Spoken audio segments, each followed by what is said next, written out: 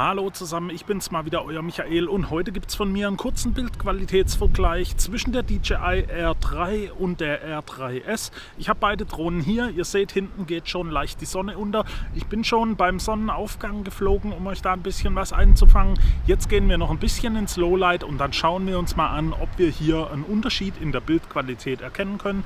Die R3S hat ja den größeren Sensor, man sollte also ein bisschen was sehen. Ich bin gespannt, ob man auch wirklich was sieht. Also lassen wir jetzt erstmal die Kleine nach oben steigen und wir sehen auch da drüben schon die R3S. Beginnen wir mit der Aufnahme bei 4K 60 im automatischen Modus. Wir haben hier die R3 und vergleichbar die R3S. Ich lege jetzt einfach mal beide nebeneinander, dann könnt ihr euch da schon mal ein Bild davon machen, wie das so aussieht. Wir sehen, die R3S tut ein bisschen dunkler belichten. Das wirkt aber erstmal nur so. Wir sehen das jetzt gleich weiter im Vergleich. Ich nehme hier nochmal 4K 30 mit der Auto-Einstellung auf. Bildprofil normal. Und auch hier sehen wir, das R3S-Bild wirkt ein bisschen dunkler.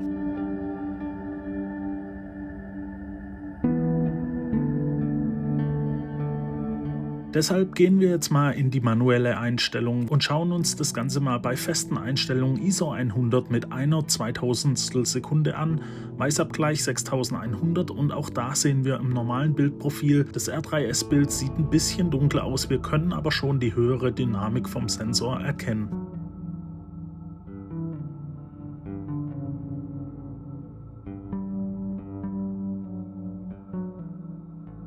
Als nächstes gehen wir auf ISO 100 mit einer 2500stel Sekunde im D-Log M. Ich habe da eine ganz normale LUT drüber gelegt, damit das Ganze halbwegs normal aussieht. Und auch hier erkennen wir, dass die R3S doch ein bisschen mehr Dynamik zeigt.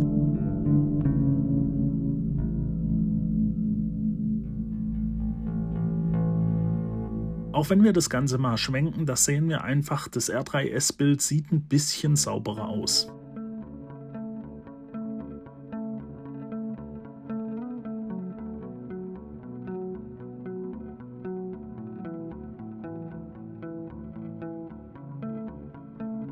Hier sind wir nun bei der Dreifachkamera im D-Log M Profil. Hier schauen wir uns jetzt mal die Dreifachkamera im Vergleich an. Und was wir direkt sehen, auf der linken Seite des R3-Bild, das ist ein bisschen unruhiger. Wir sehen da also, die R3S stabilisiert die Dreifachkamera dann doch nochmal ein gutes Stückchen besser. Und wir sehen auch hier im Vergleich, die R3S hat zwar dieselbe Brennweite im Dreifach-Tele, ist aber irgendwie ein bisschen näher dran. Jetzt kann das daran liegen, vielleicht ist da noch irgendwie eine digitale Stabilisierung drin, die noch ein bisschen ins Bild reinkroppt, weil brennweitentechnisch sollten beide Telebrennweiten ja eigentlich bei 70 mm sein. Den Unterschied sieht man aber auch nur im Video. Und auch hier sehen wir, es wird bei der R3S einfach ein bisschen besser stabilisiert. Kommen wir jetzt also mal zum wirklichen Lowlight. Ihr seht, es ist hier schon deutlich dunkler. Wir sind bei ISO 100, eine 640stel Sekunde, alles im D-Log M aufgenommen, und wir sehen auch hier schon, die R3S bietet da doch ein bisschen mehr Dynamik im Bild. Gerade wenn wir ein bisschen hinzoomen, können wir das dann bei der untergehenden Sonne und in den Wolken gut erkennen. Auch in den Schatten sind da noch sehr gut Details sichtbar.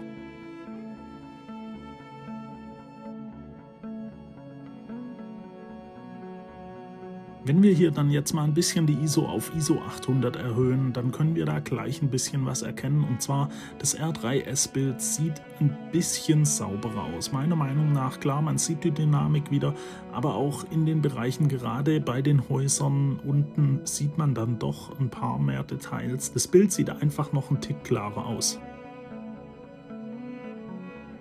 Und auch wenn wir dann die ISO nochmal erhöhen auf ISO 1600, dann wird es auch da nochmal deutlich sichtbar. Die R3S hat da dann doch ein paar Vorteile. Wieder in den Häusern sieht man einfach wieder mehr Details. Also da ist der größere Sensor natürlich dann schon von Vorteil. Man sieht es auch in den Wolken und in der Sonne, da ist einfach auch eine größere Dynamik vorhanden.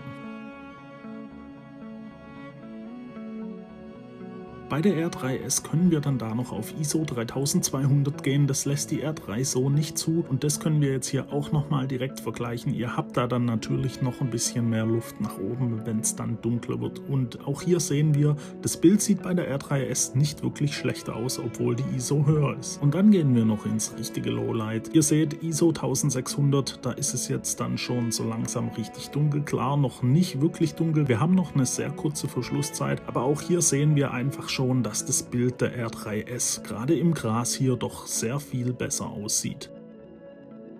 Es wird dunkler, ich schraube die ISO jetzt mal ein bisschen runter auf ISO 800, dann sehen wir hier nochmal ein bisschen einen Vergleich, wie sich das Ganze in den Schatten verhält und auch hier sehen wir einfach, die R3S hat auch in den hellen Bereichen einfach den Vorteil vom größeren Sensor. Die Verschlusszeit wird länger und die ISO schrauben wir noch ein bisschen runter, damit das Bild noch ein Tick klarer wird und dann können wir das hier auch nochmal vergleichen und wir sehen auch hier, das R3S-Bild ist immer noch im Vorteil, die bildet einfach sauberer ab. Dann ISO 100 bei Dunkelheit, eine 200stel Sekunde und da sehen wir jetzt, da liefern beide Kameras ein recht sauberes Bild. Die R3S ist meiner Meinung nach noch ein Tick schöner anzusehen, aber da gibt es sich schon nicht mehr so viel. Also gerade im Low-ISO-Bereich gibt es da also keinen so großen Unterschied. Und dann können wir uns hier jetzt nochmal das Verhalten wirklich bei Nacht anschauen. ISO 1600. Wir sehen auch hier bei der R3S, das Bild sieht irgendwie ein bisschen klarer aus. Wenn wir da jetzt auch nochmal ein bisschen mehr hinzoomen, dann können wir da den Unterschied erkennen. Der Sensor ist halt größer, der bietet da doch nochmal ein paar mehr Reserven.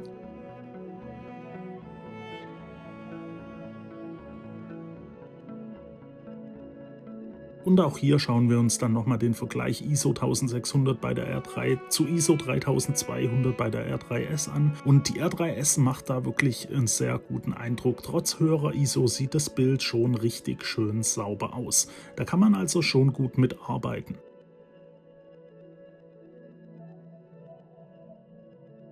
So, jetzt ist es hier wirklich stockdunkel, die Akkus sind leer. Ich hoffe, das Video hat euch ein bisschen gefallen. Wenn es hilfreich war, lasst mir einfach ein Like da, abonniert den Kanal für weitere Videos und dann hoffe ich, sehen wir uns beim nächsten Mal wieder. Ich packe es jetzt, weil es ist, wie gesagt, wirklich echt kalt. Mein Handy beleuchtet mich hier gerade noch so ein bisschen und jetzt geht es dann nach Hause. Ich wünsche euch eine gute Zeit. Ciao.